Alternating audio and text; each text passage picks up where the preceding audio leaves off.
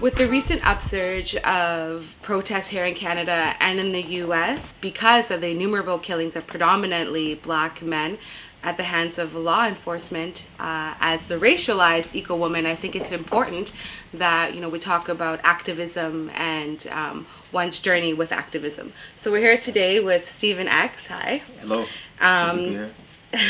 He's the founder of the Justice is Not Colorblind campaign. He was featured on CBC Mornings with Matt Galloway. He's been written about in the Toronto Star and the National Post, and he was also displayed on the cover of the Metro News after being denied access into police headquarters after a rally that he had organized.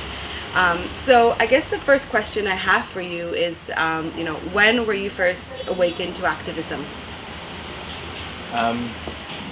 My first experience with activism was really with my contact with police. Me, like many other young black men in Toronto and other cities in North America, have been a victim of racial profiling. I'd been stopped, pulled over. In this particular instance, I was in my car with my partner at the time and was pulled over. Brutalized by police, slammed to the ground. So spent the night in jail. Before then, I wasn't clueless, but that was a wake-up call. Yeah, and that's, I guess, what started your activist journey. I guess you were the president of the African International Student Organization, which is a student wing of the African People's Socialist Party. Yeah. So that was, I guess, your first, I guess that's how you first reacted to. Yeah, that came afterwards, actually. That incident that I just talked about, it was in high school. It was in my latter part of high school. Finished my high school credits, said I'm going to university. Got into York University for, I think it was Law and Society, changed it to Political Science afterwards. But long story short, once I got introduced to the whole culture at York University, the activist protest culture that goes on at York. Yeah. That's where my first introduction was to UPSA, the York United Black Students Alliance. Yeah. And then from there, I was introduced to some organizers from.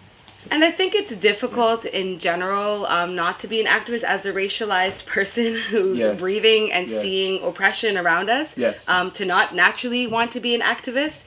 I think the activism journey just starts when you are a racialized person with eyes that can see oppression around us, right? But your first bit, so you got in, you were involved with the York University Black Student Alliance. Okay, and that's how you got involved with the African Socialist Party. Yeah, I met an organizer at a protest at Very Hall at York University. He handed me a flyer. I think it was after the incident where a racial slur was written on the door of UPSA's office. Yeah. And there was a protest in Very Hall. Organizer handed me a flyer. I said, wow, this is interesting. And it's something that I was looking for. Yeah. Because of my personal experience with police, and I was becoming aware of what was going on in my city, Yeah. A lot of racialized people, their journey starts with activism, usually starts within black nationalism, the scope of black nationalism, right? Yes, right? Yes, with the idea of self-determination. So we have Marcus Garvey's talking self-determination. Marcus Garvey, we're talking about, he was 11 million members back then with no social media or anything of any sort. So, so we start with Marcus Garvey's self-determination, and then the notion of decolonization that was brought through us through, Fanon. So I think that's where, because it's not only a practical self, it's also very ideological. So for most of us, I think it starts as racialized people or people of African descent, it starts with black nationalism. Most definitely. You know what? I would push back a little and say it starts with that personal experience first and foremost, not necessarily because you don't know, you can't articulate that when you're getting beat up by police or being racially profiled. But my introduction to the university campus and meeting where we were exchanging ideas like that, yeah, I agree. Then I started becoming introduced to people like Marcus Garvey, Omali Yeshitela, the leader of the Uhuru movement. And then I started, playing with ideas and trying to, get an understanding of what's going on in the world. And I think that's, like I was saying, I think that's kind of where the journey kind of starts for people who overtly experience, things like profiling or overt racism, right? That's where it starts, just through Black nationalism. I think it's most the first, definitely. No, I agree with it's that. the first spark that really, because we need the notion of self-determination is very important. The notion of, notions of Pan-Africanism, the notions of, having political independence, having economic independence is key, right? I think to our journey with activism as racialized people. Yeah, well, Omali Yeshitela, if people don't know him, they should get to know him. He has a book called Omali Yeshitela Speaks. Dead Prez, they have a track called Wolves. Yeah, one of my favorite. Yeah, he's on the beginning of that track. So that's how he's introduced to youth, a lot of youth. Yeah. I know a comrade at the time that he's like, I never knew anything about him until I heard Dead Prez. Yeah. So my introduction, though, to you talk about Black nationalism, was African internationalism, which is not only Black nationalism, it's Pan-Africanism. But I moved into Black African socialism, which I think Chairman Omali Yeshitela advocates for. Most definitely, he crafted a theory called African internationalism, which is the viewpoint of the slave. It's the worldview of a slave. And he's been influenced a lot. He was influenced a lot by Marx, Lenin, but his critique about like Marx and Lenin is that Africans or Black people were always objects of history, not the subjects. So with African internationalism, or some people call it Yeshitelism, he provides the viewpoint of a slave. So he takes Marx and Lenin, for instance, the tools that they crafted, dialectical materialism, historical materialism, all that jazz. And a big thing to him was class, because he does talk about the African petit bourgeois and how they could be actually a detriment to the revolution as well. Yes, so that's a big component. And that's, I think, the biggest component really is the class entry into the space, because then we have the Barack Obamas of the world, right? Yes, ma'am. Which yes, ma'am. Yeah, he introduces class analysis to the Black struggle. To the Pan-Africanist struggle. And the reason I got involved with Impedum was because constantly being engaged with readings of Malcolm X, the Black Panthers, I felt like this was a way. I felt like it was a movement that was alive, that was current, that I could be involved with. That was very similar, because they're very organized. They're an international movement, right? Yes, they're in Sweden. They're in Europe. They're in Canada. They're in the United States. They're in Africa. So they're international, and they're actually practically on ground right now doing work. Yes. So that's, I think, what brought me to them, is the fact that they're actually doing work right now. So we're not just reading about the Panthers. They're living out that lifestyle. Yeah, that's right. And that's the reason I got involved, with them. I'm sure that's one of the reasons. Yeah. No, that's real. I was actually recently in D.C. a couple months ago after Ferguson. I went to an event by the Black is Back Coalition. Oh, yeah. Which is organized by Omali Yeshitela. He's the chairperson. Yeah. And they brought organizers from Ferguson to the event at the campus of Howard. So I actually went, and they did a protest at the White House too. I took like a 13-14 hour bus trip, so I was tired when I got it, so I didn't go to the protest. But no, they're still doing work. I still follow them. I still follow the movement. Me too. I still follow them on. They're very heavy on social media. They know how to utilize it very, very well. Yes. They're very organized. Yeah. I stay in touch with them as well. But with all of us, our journey takes us in different places. Yes. So I want to get to the Justice is Not Colorblind campaign, because you founded that. I want to talk a little bit about that. Okay. I co-founded it with a brother named Yafet Tawada. He's a scholar at York University. Yeah. PhD in Department of Political and Social Thought. Yeah. But Yafet, anyone who knows, Yafet's a fiery brother in Toronto, activist, scholar. And we founded it in Badsy, the offices of Badsy. Black Action Defense Committee. Yeah, and if people don't know what BATSI is, you should check them out, obviously. It's founded in 1988 by Dudley Laws Yes, ma'am. and lawyer Charles Roach. And there's others too, but those are the two names. Those are the two big names. And I mean, I was blessed to meet both. Yeah, I did some volunteer work Okay. at BATSI as well. Okay. Yeah. With Dudley, yeah. And Charles Roach was at a protest that we organized, the Justice is Not Colorblind campaign. Yeah. So I mean, I guess just backtrack. We were founded there with the help of BATSI. Yeah. Really, because Yafet reached out to me as like, listen, I want to talk to you. This was just after the Known to Police series by Toronto Star, Okay. which blew the cover on racial Yeah. profiling. Yeah. We didn't need the Toronto Star to tell us that racial profiling, but we Yeah. have to give credit where credit is due.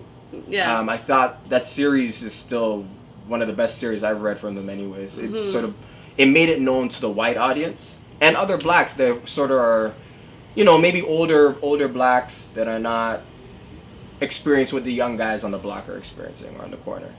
Yeah. So that series helped. Anyways, Yeah. But we didn't need it to tell us that yeah. it existed. We experienced it. We as experienced people who, yeah. Mhm. But what we needed was actual facts.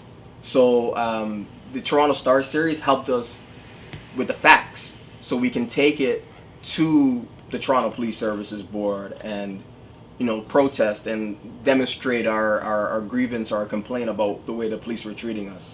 Yeah. I've noticed it's not enough just to yell in bullhorns. You have to have actual facts. So that Star Yeah. series helped. Yeah. It protesting draws attention, but there's a lot of organizing that has to take place behind the protest Of course. to deal with. And then Yeah. we were gonna get into your Yeah. to your journey with activism, because now you're with the Nation of Islam. That we're gonna talk Yes. about that. Yes, ma'am. But again, so the Justice is Not Colorblind campaign. Can you just give me I think you guys had a mandate. What was your mandate? We had demands. Demands, we, yeah. we crafted different demands. So we wrote together 5 demands. So one was we wanted to end to racial profiling. We wanted an end to this notion of justifiable homicide.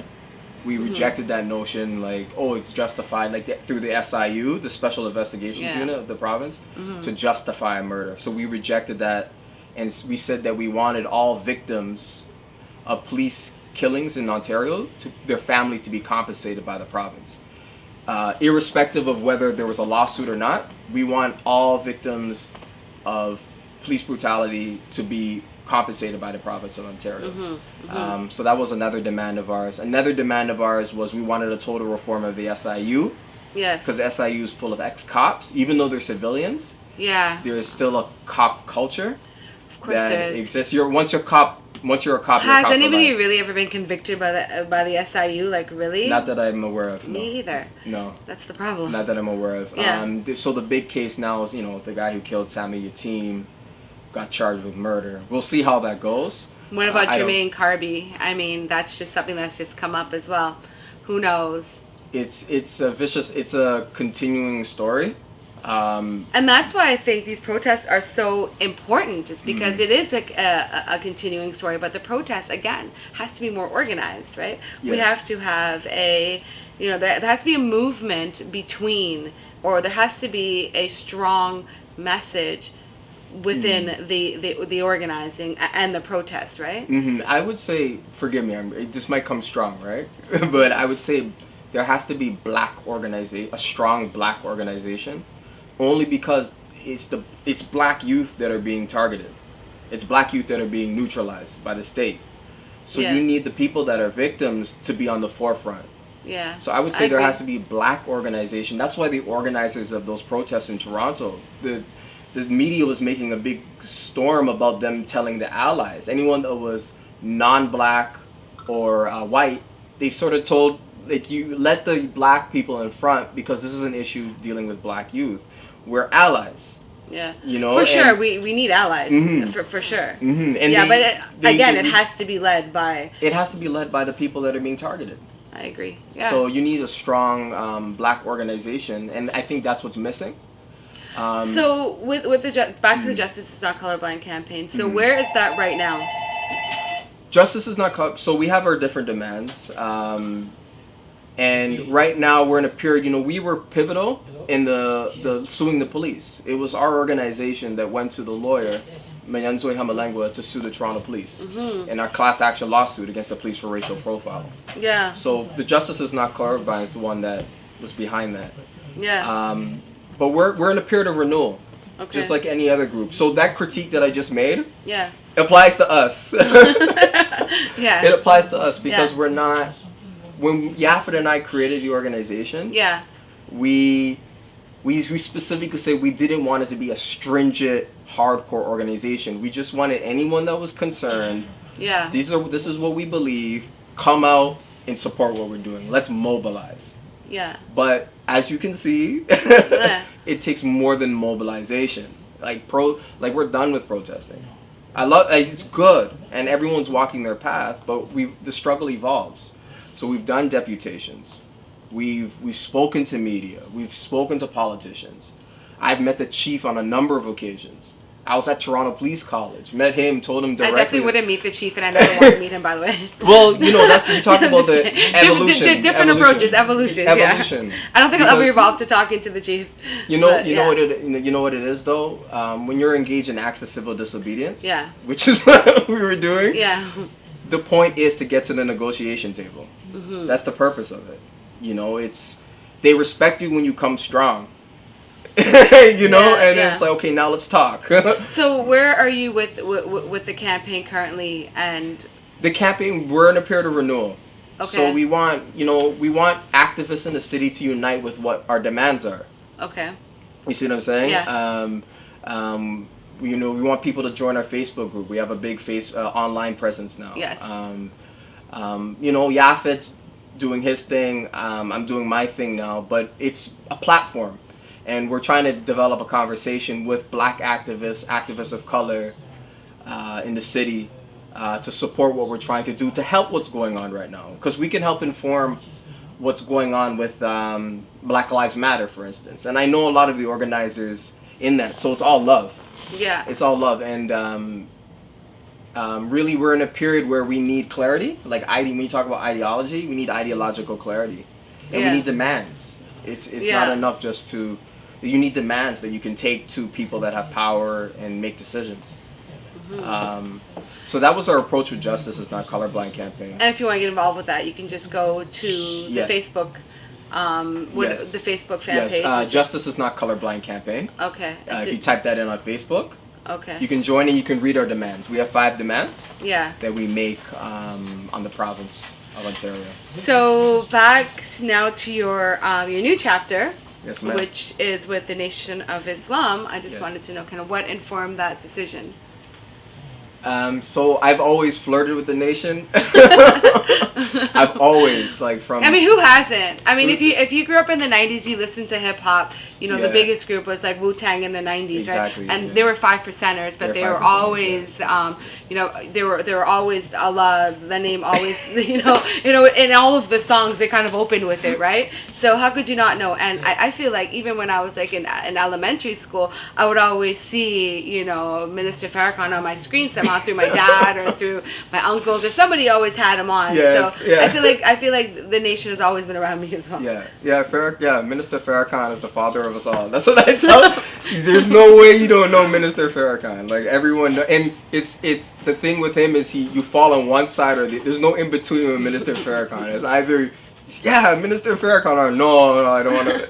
You know what I mean? Let's just get to the biggest question here already, because Okay. I mean when people hear I think I think what has left a bad taste in people's mouth is the notion that the Nation of Islam has something to do with the killing of Malcolm X, and that's what and I think that's in people's ear still. So what would you say? What do you have to say about that? You know what? That was my hesitation when I was flirting with the nation. I didn't join because that was always one thing that I had to wrestle with, because you love Malcolm. Malcolm's an icon. Yeah. Right. Hollywood helped make him an icon with the movie, his autobiography, and that's not. I'm not disparaging Malcolm X. I'm just saying he's an icon. He's on a stamp. He's on a United States government stamp. He's on my wall. No, I'm just kidding. Yeah, he's an icon. I see him every day. No, I'm just kidding. He's an icon in our movement. Yeah, and he is. I think it's very hypocritical for the United States government. Because when he was alive, they would have never considered putting him on a stamp. And now that he's deceased, I think it's very hypocritical. And I'm saying that because the government had a role in his assassination. And we don't know we talk about actual facts. We still don't know to this day what is the full story? What is the big picture of the assassination of Malcolm X? But what we do know is that COINTELPRO and other government-based organizations have played a role in, making divisions within revolutionary black organizations, and that's a fact. Yes, we do know that. Yes. The main goal of COINTELPRO was to prevent the rise of a black messiah. Those are the actual words of the program. Even what they did with the Black Panthers. So to say that they had a role, in the death of Malcolm X, I don't think it's far-fetched. And then to blame it on, the nation, I think... Yeah, and there's a lot of, I'm in activist circles. That's usually the hesitation, and also religion, Islam. And that was my hesitation as well. It's something that we don't have a comprehensive knowledge on. I always say we're born Muslims. That's what we're taught in. All human beings are born Muslim. If you know what the word Muslim means, it means submissive to the will of God. All of us are born submissive to the will of God. So it's like the fall down. The nature of the fall down, when you fall, is to get back up. When you do wrong, the first thing you do when you get wrong is you usually have a guilty conscience and you get on your knees and say, man, I don't want to do that again. That's our nature. Our nature is righteousness. That's what we're taught in the nation. That's what Elijah Muhammad taught. So this is a deeper, whatever we call ourselves, even if we don't call ourselves Muslims, the nature of all of us is righteousness. We want to do good. We want to do good deeds. Yeah. And I've come to that deeper appreciation of Islam and what it means. So how do you go from African socialism, which is almost atheist? Yeah, it is actually. How do you go from that to now with the religious undertones now? I don't know. No, I do know, but I don't. I amaze myself because I'm just like, how did you? Because I was a materialist. Yeah. And there's no God. When you're at socialism, there's no God. But in the nation, we believe God is a human being. So we are materialists. We don't believe, I grew up in the church. Yeah. I grew up in the Christian church. Yeah. I was an usher.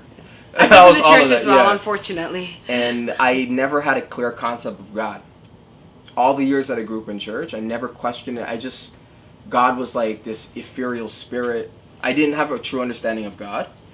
And then when I read Message to the Black Man in America by Elijah Muhammad, I'm like, God is a human being. That blew my mind. That's another reason I didn't join initially. I couldn't wrap my head around that. One of the things that I appreciate about the nation is its organization and its focus on, black men, right? As we could see, black men are the targets, right? Not only of law enforcement, but they're targets in general. Yes. Yes. For they're targets of oppressive systems of destruction, really, if we really, really look at it, right? So I think one of the things I appreciate about the nation is how they're very in touch with young black youth, right? Which I think is important. That's one of the things I noticed about them. I can't talk about the nation without talking about Minister Farrakhan, only because that was my draw to the nation. And I can't, he's magnetic. And I've never seen a leader like that in the black community. And people can disagree. If you said I disagree, okay. That's cool. I won't disagree that he's magnetic. He's definitely very, very magnetic. And when he speaks, he talks about, the tenets of, things like self-determination. He's building a nation. He's talking about, economic, he's talking about having your own economic system, one's own political system, right? Those are things that I hear coming from the minister. And his most recent, I think, was it at Brown University? Is it prominent? He made Morgan State University. Morgan State University, where he talked specifically about Ferguson. So Yes, I don't know. I don't know if you want to talk a little bit about Ferguson before we wrap up. Okay. But Ferguson. I mean, it's happening here in Toronto. Yeah, Jermaine Carby. Jermaine Carby is the most recent one, and we can already see how the media, the mainstream media, is already profiling him. You know, he's already has a manslaughter charge, and all these things are already coming to play. I mean, he's already criminalized, Yes. right away. He's already been criminalized already. That's the playbook. Yeah, but I mean, the people are already organizing here in Toronto. The people are organizing, like actively organizing. Mm-hmm. But Ferguson is I think the climax. Yeah. Because I mean, there are millions are drawn to it. It's the flashpoint. It's the flashpoint. So it's something that's drawn the world's attention. And, you know, Minister Farrakhan says it's the microcosm of the macrocosm. So before the Morgan State speech, he actually spoke at Mosque Maryam in Chicago, where the Nation of Islam is headquartered. And he spoke to the people of Chicago and said, something big is about to go down. And Chicago is going to be the epicenter of it. And Ferguson is the case study, if you will. It's look at Ferguson, he said, because that's going to happen across North America. But he's been saying that since the 80s. I think that like he's one of the most when we say revolutionary, I think he poses a threat because the nation is in the millions. I think having a black speaker like himself, you know, actually poses a threat because he is actually he's actually posing threats, right? I would say we're taught in Islam never to be the aggressor. So I would say everything that he says is in defense of Islam. It's in defense of black people. Yeah. So he's threatening in the sense that he's a truth teller. Yeah. He speaks truth to power. When I say threatening, I mean, like, I think that he's the only person willing to speak about fighting back. Like, what is Obama saying right now? That's what I'm trying to figure out. Yeah, Obama's now coming out the shadows. And what is he saying right now? I'm not sure. The last thing I heard him say was, you know, cool it to the black youth. And the reality is, like, justice is something that's perceived. It's something like beauty, right? Like, it's subjective. It's something that, you know, this is I can feel something is justice, like justified. You can feel something different is justified. So the youth that you see protesting and looting and rioting in the streets, they feel that an injustice has happened to them. I mean, this is a real climax. And I think it's going to continue happening, and I hope it continues to happen. But with some type of guidance and organization around it. That's where we're here. That's the key, right? That's where we are, and that's where I am personally. That's been my journey. You talk about the activism journey. I've always looked for organization. Okay, how can we take all this energy and make it work for the long term? Because the struggle is for life. Yeah. It's not a plaything. Yeah. It's not a plaything. Yeah, once you join, it's for life. Angela Davis, I love her quote. She says, "Once you join the struggle, like it's life. It's not. And what I don't like about and on the subject of, you know, how activism changes and how our role changes, we talk about Angela Davis. You know, some people say now that, oh well, Angela Davis is now a professor, or, you know, and she's actually left the struggle, right? And people have those critiques, right? And it's like the notion of staying in the struggle for life, like this. I mean, you know what? But people evolve, though. I would say people evolve. You know, it's a movement. So we have different soldiers doing different things. So I would never critique any black leader. She's still an ideological threat. You know, she was the first woman on the FBI's most wanted list, I think. Sister Assata Shakur is now a wanted terrorist. The United States government wants her for terrorism, not like a criminal act. They've made what she did or didn't do a terrorist act. So that's the struggle right now. Now the government thinks that black struggle is terrorism.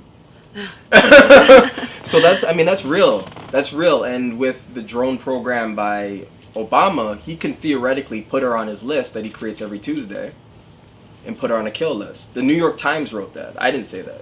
Yeah. Obama puts together a kill list every Tuesday of people that he wants to drone. That's just what's going on. That's the world today. And I love my brother. I'm not saying anything disparaging, but that's just the reality. So I guess in closing now, what how do people? So your current there's ways that you can. So you're still with the Justice Colorblind campaign. Yes. So you're still revamping that. Yeah. And then you are, and then the Nation of Islam. Do you have like how do people get? So the main thing is we're based in the West End of Toronto, Falstaff Community Center. That's where we do our work. We've been there for over a year. We work the buildings there. The people know us in the community. We've knocked on doors. We sell the Final Call newspaper. We do events. So we're establishing our presence here in Toronto. We're a study group here in Toronto. We're not a mosque. Yeah. So we're growing. The Nation's been in Toronto for over 20 years. Yeah, I definitely. It's gone through ebbs and flows. Guys are out. Yeah, it's gone through ebbs and flows. Yeah. So, but I'm encouraged because there's young people now, and we're building, and we're trying to take all that energy, and make it organized. Organization's important. So protests, like I said, draws attention, but there's organizing that has to take place behind the protest to make the protest effective. Yeah, for sure. You see, so what I'm trying to do is make Justice is Not Colorblind campaign and the Nation married. You see, like a lot of the critiques, I'll put on a front street, a lot of the critiques about the Nation is, oh, you guys just talk. You don't do anything, you just talk. No, we're building a nation. Which takes serious planning, it takes serious work. It's not a one-off. Yeah. It's not a one-off. So, through my example, I'm trying to show people that you can be an activist and be religious at the same time. And be about spiritual awakening and spiritual development. And that's one's individual journey with it. But yes, ma'am. I mean, I think throughout the board, what all activists stay with is the fact that that we need to be organized, and that and the fact that oppression is bad and that the system needs to be overturned, right? Is that what we all think at the end of the day, right? Most definitely. So at the end of the day, that's our fundamental beliefs, and our own personal journeys, take us into, different places with it. But at the end of the day, we're always on the same page that this system is not working for us. It's not. I mean, we don't have to say that. The facts are bearing out. We can sit back and watch and see.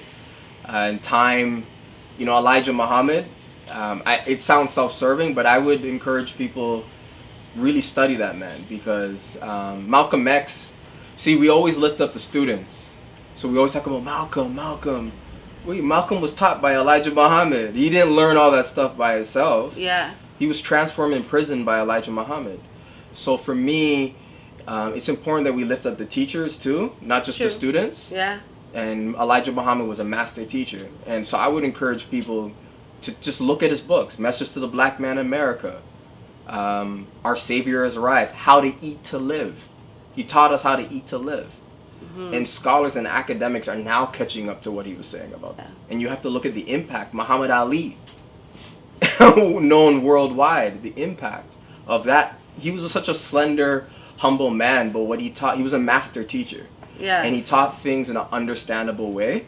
And I think that was his brilliance. He took complex ideas and made it digestible to the brother on the block or the sister that's on the block or whatever. He made it very easy to understand. So, in closing, how do people get in touch with you if they want to be in touch with you? Join me on Facebook, Stephen X on Facebook. They could join the group. Justice is Not Colorblind campaign on Facebook as well. And you just started a new page for the Nation of Islam. Did you start a new fan page? Yes, Muhammad's study group on Facebook as well. Social media. Social media overturned Mubarak in Egypt. So I mean, once we just don't get stagnant on there and just leave our activism just to social media, you have to get out and organize. Yes, you ma'am. can't just depend on it. But it is a good tool that could reach, millions and millions of people, but you still have to be on ground. Yes, ma'am. So thanks for joining us. Thank you very much. Thank you. Very pleased to be here. Thank you.